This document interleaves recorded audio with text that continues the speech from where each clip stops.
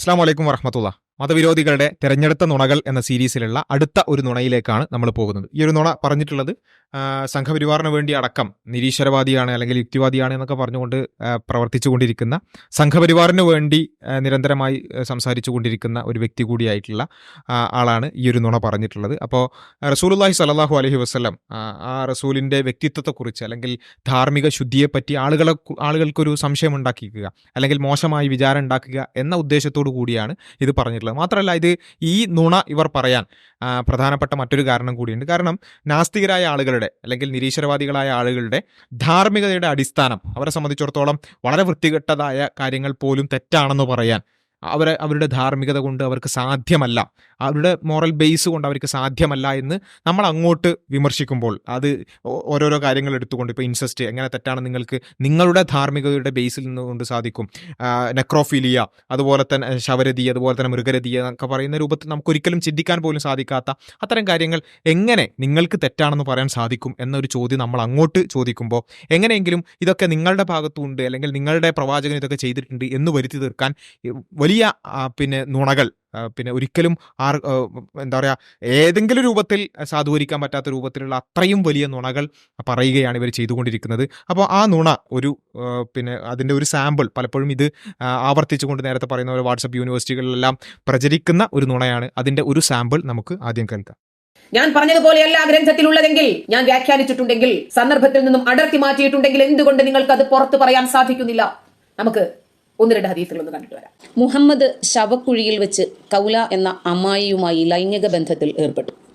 ഈ ശവഭോഗത്തിന് വിശദീകരണമായി മുഹമ്മദ് പറഞ്ഞത്, ഞാൻ അവളെ എൻ്റെ കുപ്പായത്തിൽ അണിഞ്ഞു, ശവക്കുഴിയിലെ വേദന മാറ്റുന്നതിനായി എന്ന്. സ്വഹീഹുൽ ബുഖാരി റിപ്പോർട്ട് ചെയ്യുന്ന 23-ാം വോളിയത്തിലെ ഇത്രാമത്തെ ഹദീസാണ് കേട്ടോ. 42,000 കണക്കൊന്നും എനിക്കറിയില്ല. പിന്നെ ബുഖാരി തന്നെ റിപ്പോർട്ട് ചെയ്യുന്ന 7-ാമത്തെ വോളിയത്തിലുമുണ്ട് കേട്ടോ ആ ഹദീസ്, 6248. അപ്പോൾ ഇതിൽ പറഞ്ഞിട്ടുള്ള എന്താ വെച്ചാൽ, ബുഖാരിയിൽ അങ്ങനെ ഒരു ഹദീസ് ഉണ്ട്, ബുഖാരിയിൽ അതൊരു ഹദീസ് ഉണ്ട് എന്ന് പറഞ്ഞുകൊണ്ട് കൊടുക്കണം. അപ്പം ഇതിൽ ഒരൊറ്റ സംസാരത്തിൽ തന്നെ രണ്ട് നുണകൾ പറയാണ്. ഒന്നാമത് എന്താ വെച്ചാൽ, ഈ പറഞ്ഞ ആരോപിച്ചുകൊണ്ട് ഒരു ബുഖാരിയിൽ എന്ന് പറഞ്ഞുകൊണ്ട് ഒരു നമ്പർ കൊടുത്തിട്ടുണ്ട്. ആ നമ്പറിൽ ഇതുമായി ഒരു ബന്ധമില്ലാത്ത ഒരു ഹദീസാണ് ഉള്ളത്. അപ്പോൾ അതൊരു കാര്യം. ആ ഹദീസ് നിങ്ങൾക്ക് വേണമെങ്കിൽ പരിശോധിച്ച് നോക്കാം, നമുക്കത് പരിശോധിക്കുന്നുണ്ട്. അതേപോലെ തന്നെ ഇവർ ഈ പറയുന്ന ആ ഒരു വിമർശനം മറ്റൊരു ഇതിലാണുള്ളത്, ഒരിക്കലും ബുഖാരിയിലല്ല ഉള്ളത്. അതുമായി ബന്ധപ്പെട്ടുകൊണ്ട് നമുക്ക് പരിശോധിക്കാം. അപ്പോൾ ഇവർ സ്ഥിരമായി ഇവരുടെ വാട്സപ്പ് യൂണിവേഴ്സിറ്റികളിലും അതുപോലെ തന്നെ വെറുപ്പുൽപാദന കേന്ദ്രങ്ങളിലുമെല്ലാം പ്രചരിപ്പിച്ചുകൊണ്ടിരിക്കുന്ന കാര്യങ്ങളാണ് ഇത് രണ്ടും. അപ്പോൾ മറുപടി കൊടുക്കുമ്പോൾ ഒരു പ്രശ്നം എന്താണെന്ന് വെച്ചാൽ, എങ്ങനെ വിമർശിക്കണം എന്ന് ഫസ്റ്റ് പഠിപ്പിച്ചു കൊടുക്കും, ഏതൊക്കെ ഹദീസാണ് ഉദ്ധരിക്കുന്നത്. കാരണം ഇതിൽ പറഞ്ഞത് വെച്ചിട്ട് നമുക്കൊന്നും മനസ്സിലാവില്ല. കാരണം ബുഖാരി പോയൊക്കെ ഈ ഹദീസ് കാണൂല, ഈ ഹദീസ് ബുഖാരിയിലുമില്ല. അപ്പം സ്വാഭാവികമായും ഇത് രണ്ടും നമ്മൾ രണ്ട് സ്ഥലത്ത് നിന്ന് കണ്ടുപിടിക്കണം. അതെ. അപ്പോൾ നമ്മളേതായാലും നിങ്ങൾ നുണ പറയുന്നു എന്ന് മാത്രം, പക്ഷേ നമ്മൾ എന്ത് ചെയ്യാണ്, നിങ്ങൾ ഉദ്ദേശിച്ചതും അതുപോലെ തന്നെ നിങ്ങൾ ഉദ്ധരിച്ചതും ഞങ്ങൾ എന്ത് ചെയ്തിട്ടുണ്ട്, കണ്ടെത്തിയിട്ടുണ്ട്. രണ്ടും നമുക്ക് പരിശോധിച്ച് നോക്കാം. ഓക്കെ. അപ്പോൾ ആദ്യം ആ ബുഖാരിയിൽ ബുക്ക് നമ്പർ 23, അതുപോലെ തന്നെ ഹദീസ് നമ്പർ 426 42,000 എന്നൊക്കെയാണ് പറയുന്നത്. 426 മറ്റൊരു ഹദീസ് നമ്പർ കൊടുത്തതാണ്. അപ്പോൾ 42,000 അത് എന്തായാലും ഹദീസിന്റെ നമ്പർ ഉദ്ധരിക്കുമ്പോൾ ബേസിക് ആയിട്ട് എത്ര ഹദീസുകളൊക്കെ ഉണ്ടാവും എന്നൊക്കെ ഒന്ന് ആലോചിച്ച് നോക്കിയാൽ മതി. അപ്പോൾ ഇനി അതൊക്കെ പോട്ടെ, അതൊന്നും വലിയൊരു വിഷയമല്ലല്ലോ. ഇതിനും വലിയ നുണകൾ പറയുമ്പോൾ ഇതൊക്കെ എന്ത് നാക്കപ്പത്തം. അപ്പോൾ എന്തായാലും നമുക്ക് ആ ബുക്ക് നമ്പർ 23 ഹദീസ് നമ്പർ 426 ഹദീസാണ് നിങ്ങൾ ഉദ്ദേശിച്ചത്. ഓക്കെ, അതല്ല നിങ്ങൾ പറഞ്ഞ കാര്യം, പക്ഷെ ഉദ്ദേശിച്ച ഹദീസ് ഇതാണ്. ഓക്കെ, അപ്പോൾ അതിൽ ആ ഹദീസ് നമുക്ക് പരിശോധിച്ച് നോക്കാം. അനസ് റളിയല്ലാഹു അൻഹു നറേറ്റ് ചെയ്യുന്നു, We were in the funeral procession of daughter of Allah's apostle. അതായത് റസൂലുള്ളാഹി സ്വല്ലല്ലാഹു അലൈഹി വസല്ലമയുടെ മകളുടെ ഒരു ഫ്യൂണറൽ ആയിരുന്നു നമ്മൾ. And Allah apostle was sitting near the grave. ആ ഖബറിന്റെ അടുത്ത് റസൂലുള്ളാഹി സ്വല്ലല്ലാഹു അലൈഹി വസല്ലം ഇരിക്കുകയായിരുന്നു. And I saw his eyes full of tears. അദ്ദേഹത്തിൻ്റെ കണ്ണ് നമ്മൾ നിറഞ്ഞു നിൽക്കുന്ന രൂപത്തിൽ, അതായത് കരയുകയായിരുന്നു റസൂലുള്ളാഹി സ്വല്ലല്ലാഹു അലൈഹി വസല്ലം എന്ന് നമുക്ക് കാണാൻ പറ്റും. ഹി സെഡ്, എന്നിട്ട് റസൂൽ ചോദിക്കുകയാണ്, is there anyone amongst you who did not have sexual relationship with his wife last night? അതായത് സ്വന്തം ഭാര്യയുമായി സെക്ഷൽ റിലേഷൻഷിപ്പ് ഏർപ്പെടാത്ത ആരെങ്കിലും നിങ്ങളുടെ കൂട്ടത്തിലുണ്ടോ എന്ന് റസൂൽ ചോദിച്ചു. ഓക്കെ, അപ്പോൾ Abu Talha replied in affirmative. എന്ന് വെച്ചാൽ അത് ഞാൻ ഉണ്ട് എന്ന് അഫർമേറ്റീവ് ആയിക്കൊണ്ട് അബൂ തൽഹ എന്ത് ചെയ്തു, അതിന് ഉണ്ട് എന്ന് പറഞ്ഞു. And so Allah apostle told him to get down in her grave. ഖബറിലേക്ക് എന്ത് ചെയ്യും, ഗെറ്റ് ഡൗൺ ചെയ്യാൻ പറഞ്ഞു. And he got down in her grave and buried her. എന്നിട്ട് എന്ത് ചെയ്തു, അദ്ദേഹം ഖബറിലേക്ക് ഇറങ്ങി അവരെ എന്ത് ചെയ്തു, ബറി ചെയ്തു എന്നുള്ളതാണ്. ഇത് ശരിക്കും പറഞ്ഞാൽ ഇതെന്ത് ചെയ്യുന്നുണ്ട് ഇവര് ഈ ഇവിടെ എല്ലാ വിമർശനങ്ങളുടെ ഉള്ള ഒരു പൊതു സ്വഭാവം ഇതാണ്. നമ്മൾ മുമ്പ് കണ്ടിട്ടുണ്ടായിരുന്നു. ഇപ്പൊ 44 എന്നുള്ളൊരു ലിസ്റ്റ് ഉണ്ട്, ഒന്നും നോക്കിയില്ല, 44 പേരുണ്ട്. അതേപോലെ തന്നെ ഉറുമ്പിന്റെ വിഷയത്തിൽ അത് കണ്ടു, ഒന്നും നോക്കിയില്ല. എന്താണ് അത്, എവിടെയെങ്കിലും എന്തെങ്കിലും ഒന്ന് കിട്ടിയാൽ മതി, ഒന്ന് മര്യാദയ്ക്ക് വായിച്ചാൽ പ്രശ്നമേ ഉള്ളൂ. ഇത് വായിക്കൂല. ഇത് ഇവർക്ക് നാക്കബദ്ധം സംഭവിക്കുന്നത് എങ്ങനെയാണ്? ഫുള്ള് ഇസ്ലാമിനെതിരെ നെഗറ്റീവായിട്ട് മാത്രമേ നാക്കബദ്ധം സംഭവിക്കുന്നുള്ളൂ. അബദ്ധത്തിൽ പോലും ഇസ്ലാമിനെ ന്യായീകരിച്ചോ ശരിയായി എന്ന രീതിയിൽ ഒരു നാക്കബദ്ധം പോലും ഇവർക്ക് സംഭവിക്കുന്നില്ല എന്നുള്ളതാണ്. യഥാർത്ഥത്തില് ഇതൊക്കെ സത്യത്തിൽ ജാമിദക്ക് അറിയാം യാഥാർത്ഥ്യം എന്താണെന്ന്. പക്ഷെ ഇവിടെയുള്ള വലിയൊരു വിഷയം എന്താണെന്ന് വെച്ച് കഴിഞ്ഞാൽ, ജാമിദ പ്രവർത്തിക്കുന്നത് സംഘപരിവാറിന് വേണ്ടിയിട്ടാണ്. നമുക്കറിയാം വിമർശനങ്ങൾ എന്ന് പറഞ്ഞാൽ, വിമർശനങ്ങൾ എന്തെങ്കിലും ഉണ്ടാക്കി കൊടുത്താൽ അവർക്ക് എന്തെങ്കിലും ഒരു വിമർശനത്തിന് എത്ര രൂപ എന്നായിരിക്കും ചിലപ്പോൾ കിട്ടുന്നുണ്ടാവുക. അപ്പം ഇത് ഒരു മറ്റ് RSSന് വേണ്ടിയിട്ട് അവർ ഈ ഹിന്ദു കുടുംബങ്ങൾ വാട്സപ്പ് ഗ്രൂപ്പുകളിലേക്കൊക്കെ അയക്കാൻ പറ്റുന്ന ഒരു കണ്ടന്റ് ഉണ്ടാക്കി കൊടുക്കുകയാണ്. ഇത് പറയുന്നത് കളവാണ് എന്ന് ഇവർക്ക് തന്നെ പല വിഷയങ്ങളും അറിയുന്നതാണ്. അല്ല, ഇതില് ശരിക്കും പറഞ്ഞാല് ഇത് വായിച്ചിട്ടും മനസ്സിലാകാത്ത ആൾക്കാരുണ്ട്. അത് മനസ്സിലാക്കണല്ലോ. എന്ന് വെച്ചാൽ ഈ ഉദ്ധരണി ഇപ്പം ജാമിദ് വേറൊരു കാര്യം പറഞ്ഞിട്ടാണ് ഇത് ഉദ്ധരിച്ചത്. ഈ ഹദീസ് കാണിച്ചുകൊണ്ട് ഇതിങ്ങനെ ഉണ്ടോ എന്ന് ചോദിച്ച ഒരു സുഹൃത്ത് എനിക്കുണ്ടായിരുന്നു. അപ്പം എന്താ വെച്ചാൽ ഇവർക്ക് ഇത് വായിച്ചിട്ട് മനസ്സിലാകുന്നില്ല. എന്ന് വെച്ചാൽ ഇതിൽ കാണുന്ന വെച്ചാൽ റസൂല് ഖബറിന്റെ അടുത്ത് ഇങ്ങനെ ഇരിക്കുന്നു, ഒരാളെ ഒരു മകളെ ബറി ചെയ്യാൻ നിൽക്കുകയാണ്. അപ്പൊ ചോദിക്കാണ്, തൊട്ട് തലേ രാത്രി ഭാര്യയുമായി ഇന്റർകോഴ്സ് ചെയ്യാത്ത ആരെങ്കിലും ഉണ്ടോ എന്ന് ചോദിക്കുന്നു. ഇന്റർകോഴ്സ് എന്നുള്ള വേർഡ് കിട്ടി. അതെ, അത് മതി, ഇന്റർകോഴ്സ് കിട്ടി. അപ്പൊ എന്ത് ചെയ്തു, അപ്പോ ഈ ഖബറിലുള്ള ആളെ ഇന്റർകോഴ്സ് ചെയ്യാനാണ്, അല്ലെങ്കിൽ അവരുമായിട്ട് ബന്ധപ്പെടാനാണ് ഇത് ചോദിക്കുന്നതെന്നാണ് ഇവർ മനസ്സിലാക്കുന്നത്. ഈ ഇത്രത്തോളം ലൈംഗിക ചിന്തകരായിട്ടുള്ള വേറെ ഞാൻ കണ്ടിട്ടില്ല. ഇന്റർകോഴ്സ് കിട്ടി, ഖബറിലേക്ക് ഇറങ്ങിയതും കിട്ടി. ഇവരുടെ നാട്ടിലൊക്കെ ഖബറിലേക്ക് വലിച്ചെറിയലാണോ നമുക്ക് നോക്കേണ്ടത്. അപ്പൊ എന്തായാലും സംഭവം എന്താണ്, നമുക്കറിയാം ഇത്തരത്തിലുള്ള മറമടന്നതുമായി ബന്ധപ്പെട്ടൊക്കെ ഇസ്ലാമിൽ ബേസിക് ആയിട്ടുള്ള ഒരു കാര്യമാണ് അശുദ്ധി എന്ന് പറയുന്നത്. ചെറിയ അശുദ്ധി ഉണ്ട്, വലിയ അശുദ്ധി ഉണ്ട്. അതായത് ചെറിയ അശുദ്ധി ഉണ്ടെങ്കിൽ നമുക്ക് നിസ്കാരം പോലെയുള്ള കാര്യങ്ങൾ ചെയ്യാൻ പറ്റില്ല. വലിയ അശുദ്ധി അത് സെക്ഷൽ ഇന്റർകോഴ്സ് ഒക്കെ ചെയ്തിട്ടുണ്ടെന്നുണ്ടെങ്കിൽ വലിയ അശുദ്ധിയാണ്. അത് പല കർമ്മങ്ങളും നമുക്ക് ചെയ്യാൻ പറ്റൂല.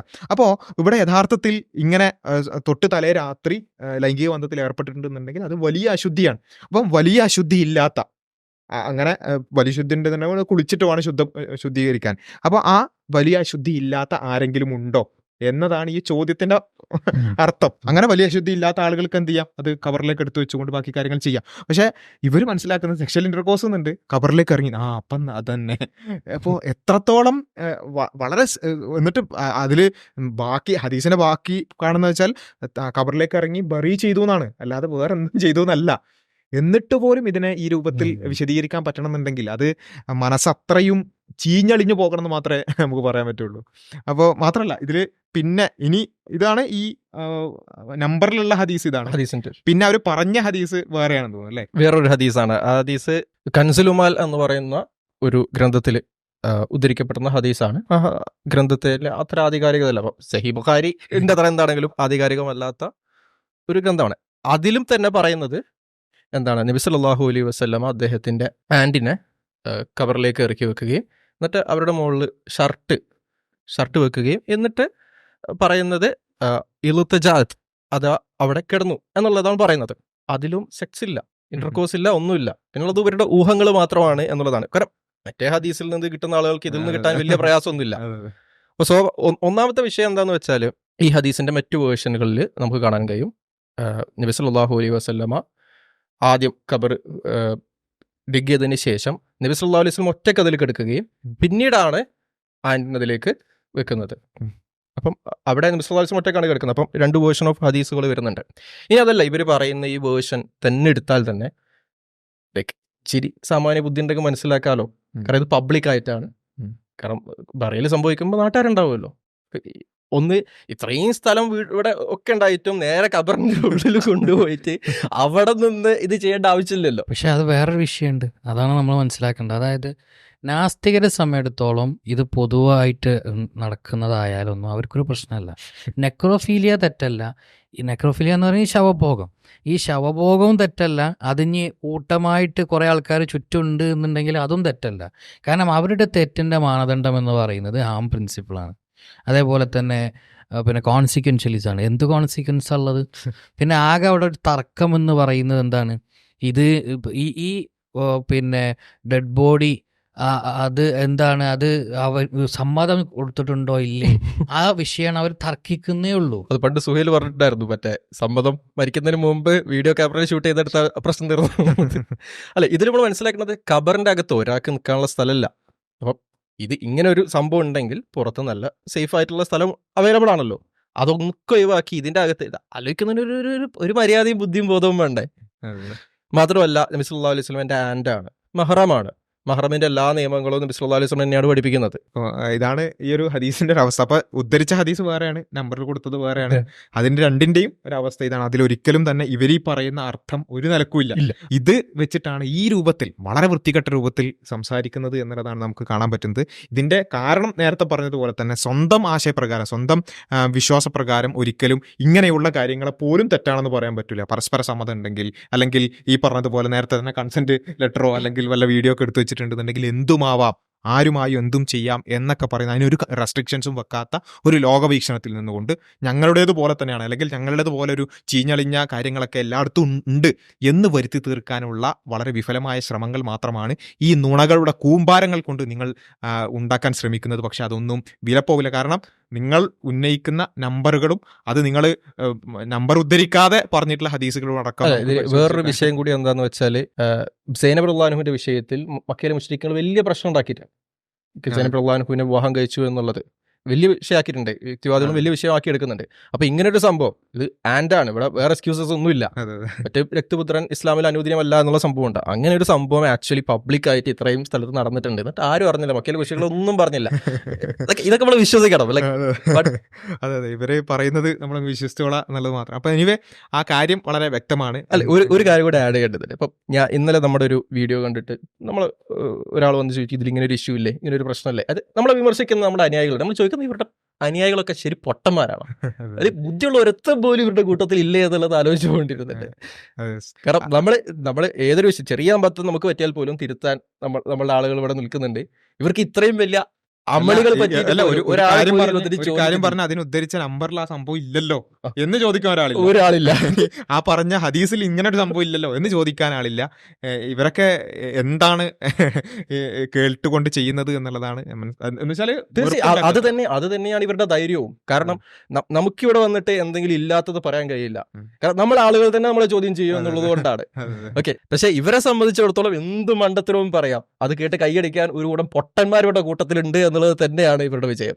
അപ്പോൾ ആ നുണകൾ പറയുമ്പോൾ പോലും അതിൻ്റെ ഒരു ആത്മവിശ്വാസം എന്ന് പറയുന്നത്, ഞാൻ പറയുന്നത് ഇങ്ങനെയുള്ള ആളുകളൊക്കെ സബ്സ്ക്രൈബ് ചെയ്തിട്ടില്ല, അതിനൊക്കെ പ്രോത്സാഹിപ്പിച്ചുകൊണ്ടിരിക്കുന്ന ആളുകളോടാണ്. നിങ്ങളിത് ചെക്ക് ചെയ്യില്ല, നിങ്ങളൊന്നും പരിശോധിക്കുക പോലും ഇല്ല, തൊണ്ട തൊടാതെ വിഴുങ്ങിക്കോളും, വെറുപ്പല്ലേ, അതങ്ങോട്ട് കൺസ്യൂം ചെയ്തോളും എന്ന ഒരു ധൈര്യമാണ് ഇവർക്കൊക്കെ ഈ നുണകൾ, അത്രയും വലിയ നുണകൾ ആവർത്തിക്കാനുള്ള അവരുടെ ധൈര്യം എന്ന് പറയുന്നത്. അതുകൊണ്ട് ഒരല്പമെങ്കിലും പരിശോധിക്കുവാൻ, ഒരല്പമെങ്കിലും ക്രിറ്റിക്കലി ഇത്തരം കാര്യങ്ങളൊന്ന് പരിശോധിക്കുവാൻ തയ്യാറാവുക. നുണ പറയുന്നവരോട് പറയാനുള്ളത് കുറച്ചൊക്കെ മാന്യമായി എന്ത് ചെയ്യുക, കാര്യങ്ങളെ സമീപിക്കുക. അറ്റ്ലീസ്റ്റ് ഉദ്ധരിക്കുന്ന നമ്പറെങ്കിലും മര്യാദക്ക് ഇടാൻ പഠിക്കുക എന്നുള്ളത് മാത്രമാണ് പറയാനുള്ളത്.